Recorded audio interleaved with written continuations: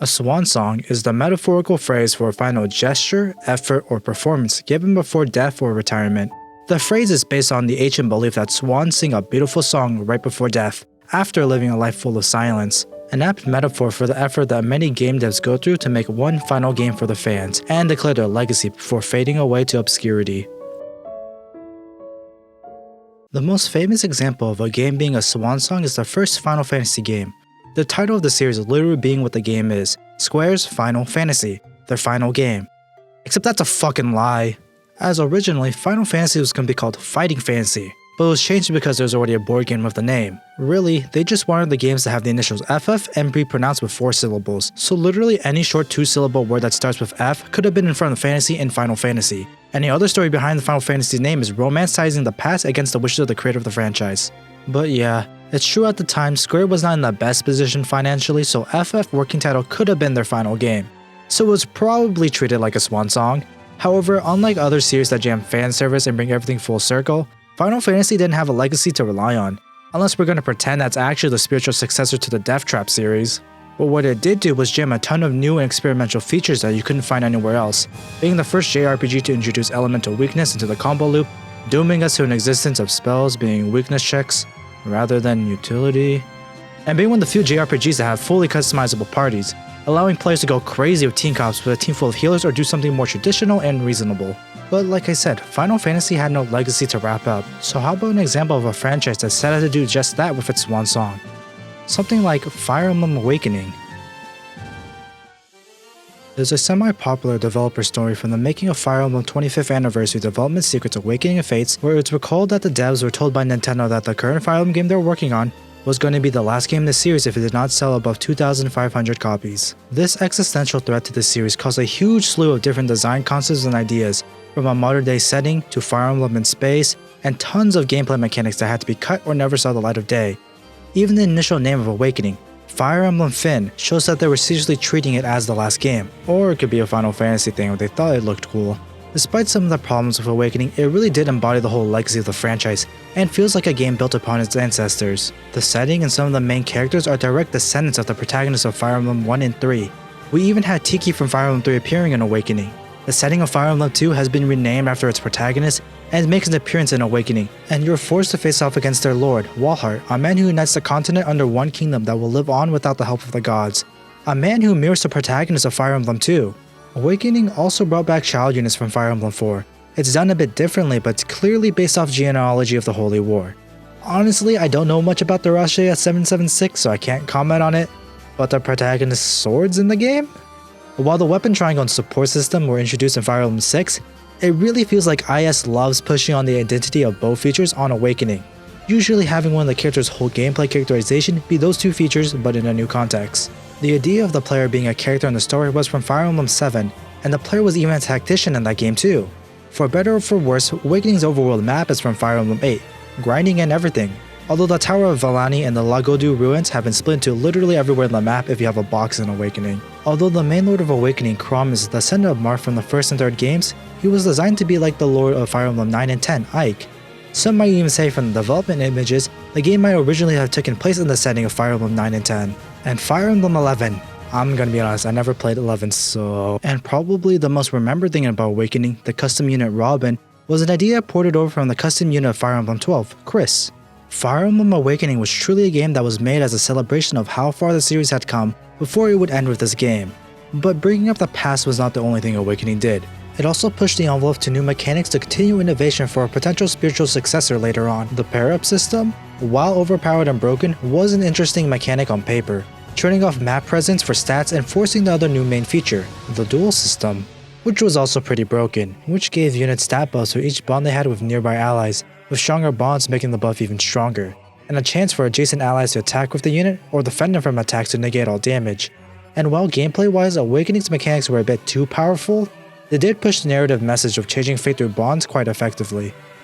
While Awakening is a marvel of fan service and a great send-off game, it's not really the best as a game. Don't get me wrong, I enjoy Awakening way more than most people. There was even a large portion of time when my 3DS was a Fire Emblem Awakening, Pokemon Conquest, and 4chan machine for me. But there are many things with the story, characters, and gameplay loop that fall flat. This might have been overlooked if Awakening was the final Fire Emblem game.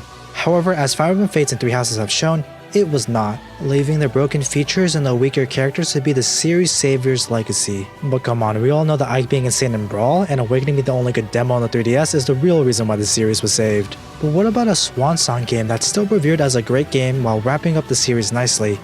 Well, for that, we have to look at the Rance series. Wait, for real? We're actually talking about Rance again? It's not a cut. Since I know Rance is a bit more of a niche series than Final Fantasy and Fire Emblem, I'll go over some of the basics here so we're all on the same page. The Rance series follows the titular character Rance and his slave Syl as they go on adventures across the giant floating landmass known as the continent. These adventures include, but are not limited to, solving a mystery around kidnapped girls, saving a town from witches, defending a city from an invasion of monsters and fantasy Russians, and even an adventure on a cool floating island. But it's different from the cool floating island that is the continent.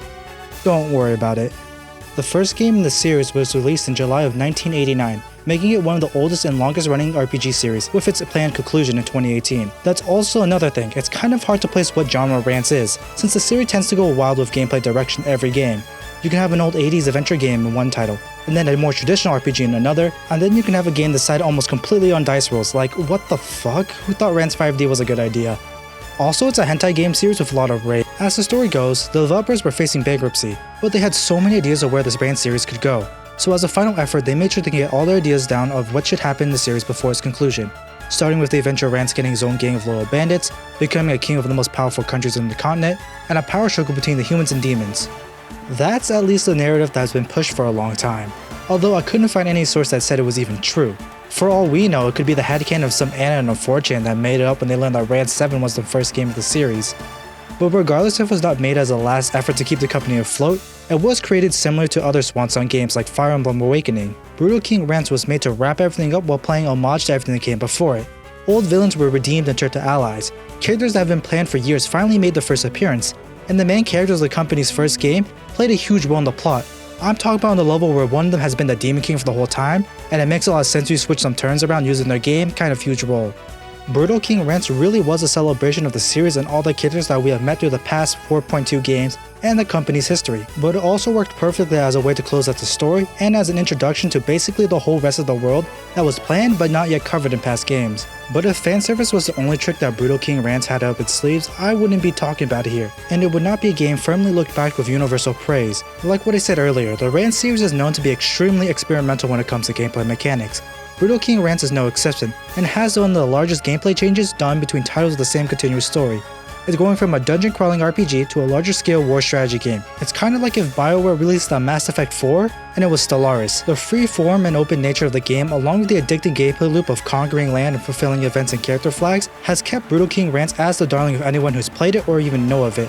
Once you complete the tutorial, the continent is your oyster, and the oyster is filled with tons of lore, locations, characters, and events. From learning about a group of ancient heroes that once tried to kill the Demon King in the past, exploring the mysterious island of Japan, finding the embodiment of the JRPG hero character, and choices that could either ruin or end the lives of your companions. Brutal King Rance always provides interesting opportunities and choices to keep the player going. Honestly, the only thing that people really say against the game is that it's extremely hard to cheese the RNG to get random events you want to happen, and save scumming doesn't really work. Although I guess it can kind of be hard to adjust to the boomer 1996 strategy game UI. I guess that's the price you have to pay for being an old game. Brutal King Rance was essentially as perfect as a game could get, and perfect as a Swan Song send-off to the series. It was extremely successful, finding fans outside of the hentai game community, spurring many works such as Jobless Reincarnation and Nekopara. No, seriously, look it up. And was a top-selling eroge for years after its release in 1996. It sold so well that it never needed a price drop to increase sales, as it kept its 8,500 yen or $72-ish price for nearly a decade. Brutal King Rance is one of the most successful adult games of all time. Almost too successful even, as the devs at Alisoft realized, how do they follow up on literally one of the best games of all time? They did eventually find their footing and continue the series until 2018, but that's the thing, all these games I've talked about were extremely successful and saved the devs from bankruptcy and dissolution. It's not really a swan song if the swan lives, right? So what about a game that despite all of the fan service and innovation and critical acclaim, could not save the sinking ship that was the devs behind it? Well, for that, we have to get to the really niche world of pure romance visual novel dating sims. In 2015, Chewable Soft released what essentially was their Swan Song title. It has a lot of names, so I'm just gonna refer to it as Suki Suki. A dating sim, even though dating sim is a really bad term for these games, as it's always about the steps leading up to dating someone because actually dating someone doesn't lead to a good gameplay loop, that really pushed the envelope on the visual novel genre. more specifically giving the control of the pace of the story to the player. As in most visual novels with routes, you are kind of forced to be on the game's pace on what things happens and what route you follow. Everyone's playthrough of Clannad or Fate will have the same events play out in the same order. Suki, however, gives the player a variety of choices of events to do each day, which leads to the protagonist interacting with the main heroines and side characters more and gaining affection with them at your own pace and discretion. And getting into a character's route is done by the choice of the player choosing to do so, rather than selecting the right options throughout the game and the route being presented to you, revolutionizing the more stagnant, more novel than game aspects of dating sims, and somehow adding player expression to what is essentially a romance anime with very little actual animation split into many parts. On a pure mechanics perspective, Suki was a masterpiece that innovated where many thought couldn't be innovated, and on a fan service level, well, I'm not really sure how it did there. I'm not really the target audience for these kind of games, so I don't really know about the devs' other works. I mostly came for the interesting gameplay systems. But despite everything, 2 years later, Chubosoft filed for bankruptcy, and a year after that they would disband. And it's not like Suki was a bad game.